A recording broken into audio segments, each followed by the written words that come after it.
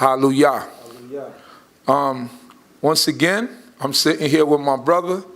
It's been a minute, but we got a few things to catch up on. Definitely. My brother, none other than Chief Abdiel Ben Lewy, also known as Zion Lexx, to the conscious community. So how you been, my brother?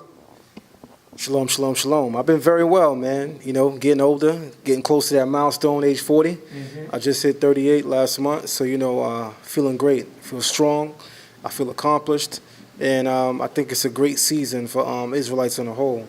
You know, us coming into this way of life, 20, some of us, as yourself, close to 30 years ago, we didn't see such a boom of Israelites coming into knowledge of themselves, such as the time that we're in now. Seems like an Israelite is born every day, so to speak, you know, in terms of acknowledging themselves. So I think we live in an amazing era, and I thank the Creator that we're allowed to partake in it. Since we haven't spoken in such a long while, there's a lot of things that have occurred. There was a debate between you and Brother Jabari Osaze. From everything that I've seen and everything that I've heard, you won that debate hands down. Hands down.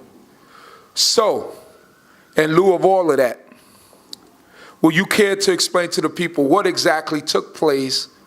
How did you come about, you know, accomplishing this goal? And just give people a little history of how you and Brother Jabari started to even get in the ring, and how this whole situation between you and him started, as far as to how you guys ended up in that debate and what transpired through the whole debate. Well, led up to that debate is the idea that I've been in the conscious community, so to speak, for going on 3 years now. And they haven't put anybody in front of me that gave me a problem. You know, I've always been focused.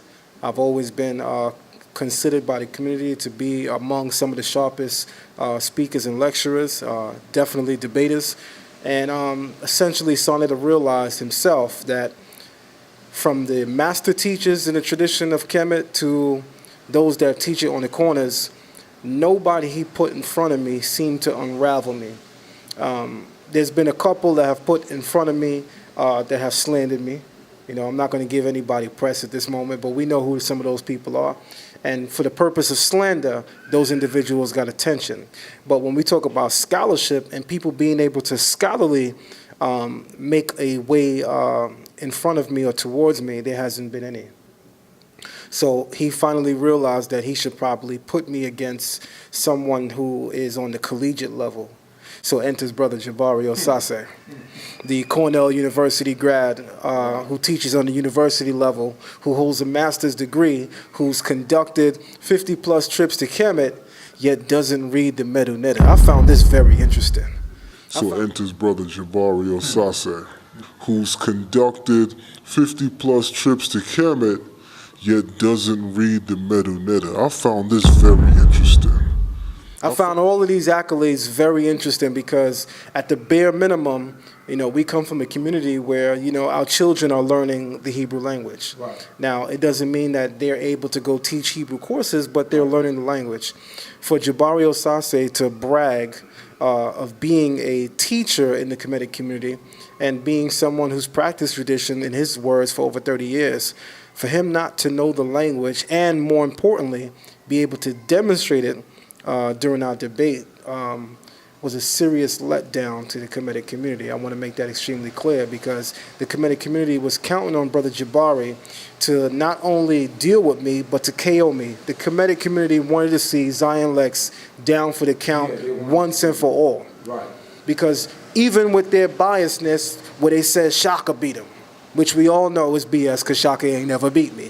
In fact, since I debated Shaka, how many times have you seen Shaka on Sonda's platform? You ever notice that the people that I debate or engage, right after they deal with me, they slowly but surely disappear from the platform?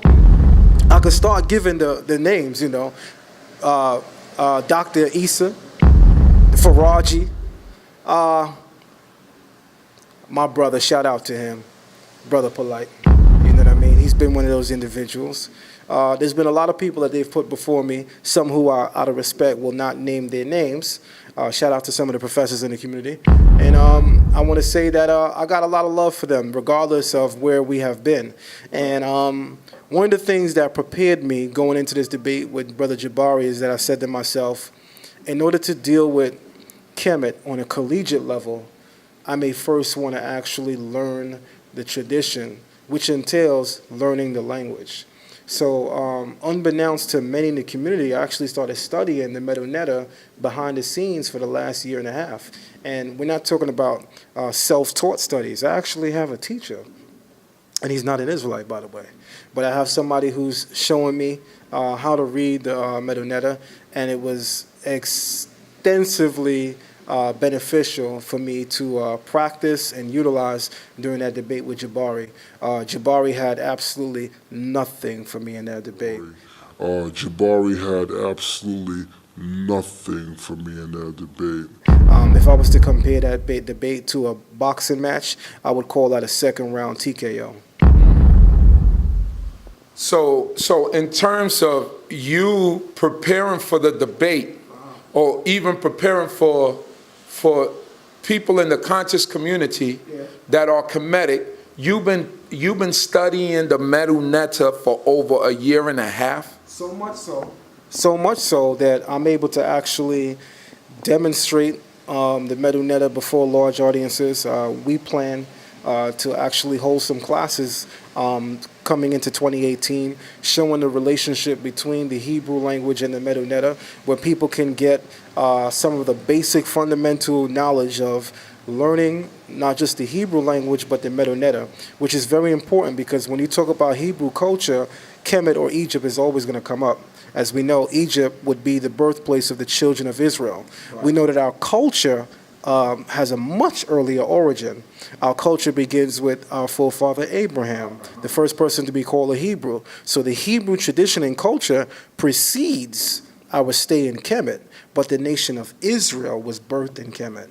And for those reasons, it's extremely important for us to learn the language that Moses mastered, to learn the language that, dare I say, Joseph penned. You know, we're going to get real deep with this right here. And a lot of people in the community may not necessarily take the time to attempt to dissect or analyze a text by looking at its language. It was when I was able to develop almost a fixated passion for wanting to learn what the text is actually saying is when it started to open up and show me things. For instance, they were saying for years that the Kemetic tradition is unlike the Abrahamic traditions that needs a God to tell them what to do. The Kemetic tradition is a tradition that teaches man that he is a God. He is Asar. He is Osiris, right? So he doesn't need a God to tell him, thou shalt not do this. Therefore, because he is the deity, therefore their commandments open up with, I have not. That sounded great to an individual that don't know the tradition. I almost ran for it myself until I did something that everybody should do after somebody tells you something. Go read the book he's telling you it comes from.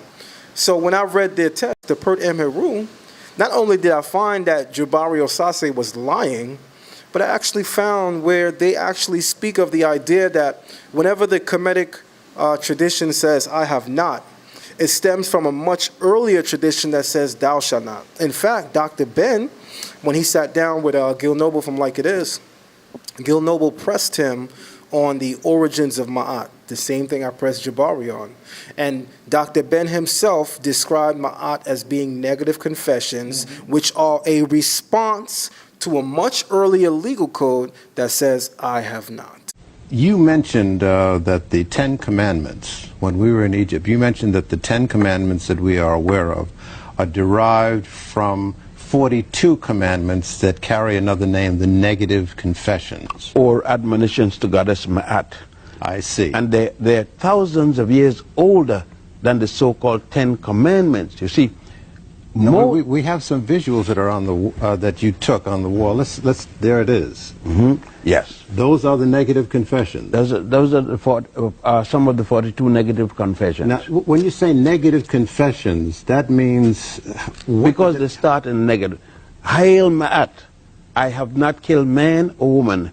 Hail Ma'at, I have not made light thy bushel.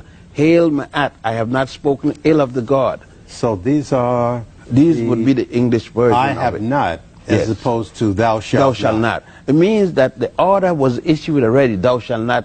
This is the response.